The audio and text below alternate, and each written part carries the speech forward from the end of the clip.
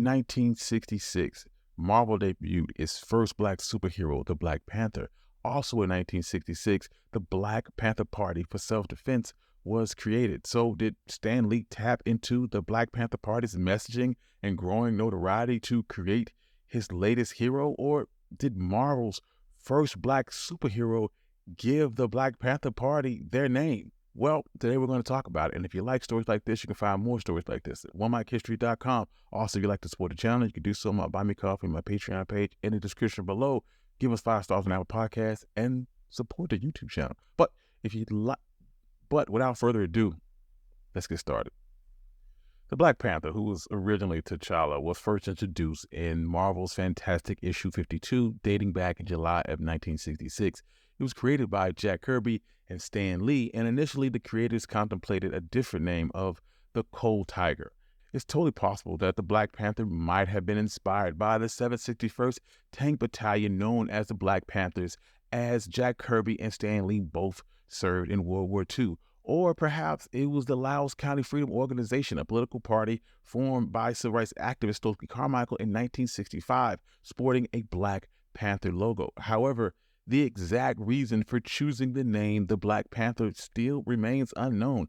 Jack Kirby would talk about that the character was aimed to boost visibility and representation for the often overlooked African-American audience. Parallel to the creation of Marvel's Black Panther, the Black Panther Party for self-defense was influenced by Stokely Carmichael. Following the killing of Matthew Johnson, a 16-year-old shot at the hands of the San Francisco Police Department in September 27, 1966, the UC Berkeley chapter of Students for a Democratic Society decided to hold a conference on Black Power and invited Stokely Carmichael, the SNCC chairperson, to be the keynote speaker. The event showcased the emblem of a Black Panther, a logo belonging to the Laos County Freedom Organization, which was being promoted by Carmichael. The Laos County Freedom Organization was part of a new effort among local blacks in Alabama and the SNCC to build an independent political party outside of the all-white Democratic Party in Alabama, recognizing the potential to redefine American social political landscape by mobilizing disenfranchised African-American voters.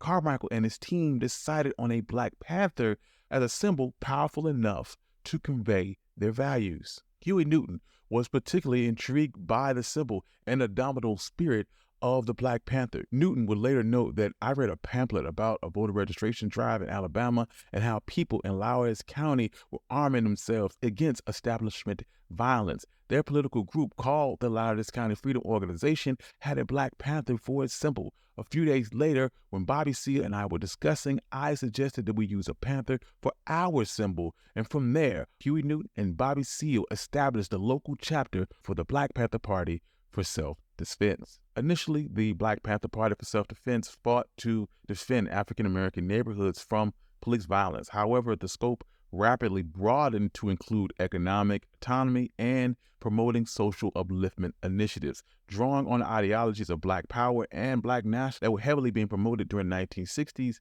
During this time, they were being confronted with heavy opposition from the United States government that had categorized them as a communist organization. The party still managed to accrue more than 2,000 official members at their height, and despite disbanding in 1982, the organization left a substantial legacy and far-reaching impact on society and culture.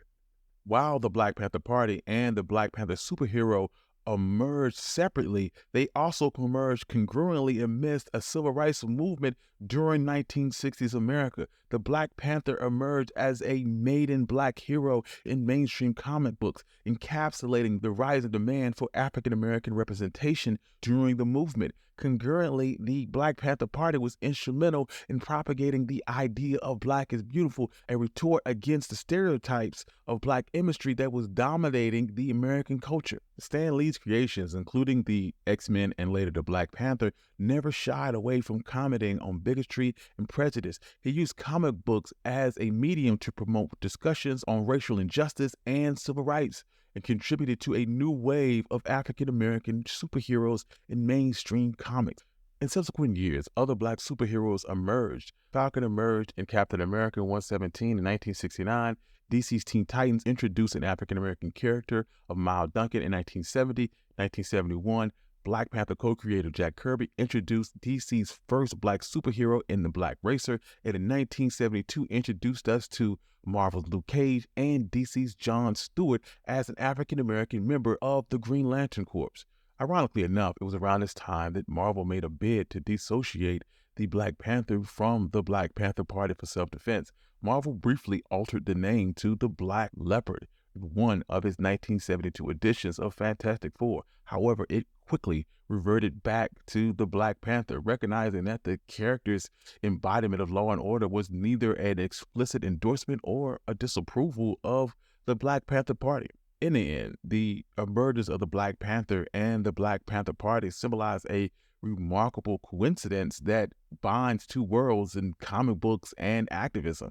The simultaneous rise of these two Black Panther entities both infuse Black pride and African Americans seeking representation and standing up against racial prejudice. The similar names of the two entities is reflective of an era marked by significant social change and a shifting in attitudes towards civil rights by a mainstream American culture, yet both groups were created separately without knowledge of the other.